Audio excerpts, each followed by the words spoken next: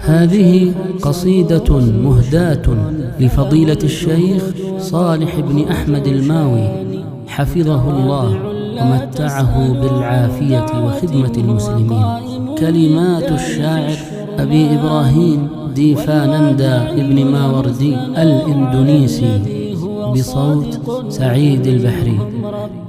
حدث عن العلماء في البلدان، حبي لهم بالروح والأبدان.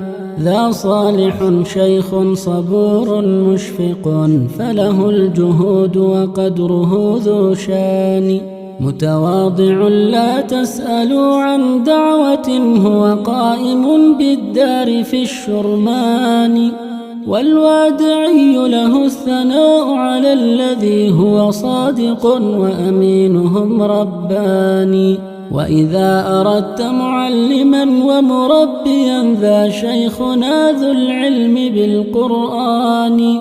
وحب الإله له العلوم وزاده من فضله، والفضل من رحمن.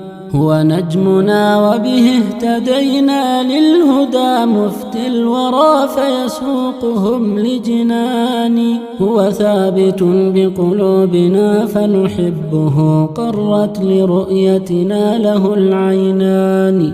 زوروا مراكزنا التي هي داركم، تجدوا هنا الأخلاق بالإحسان.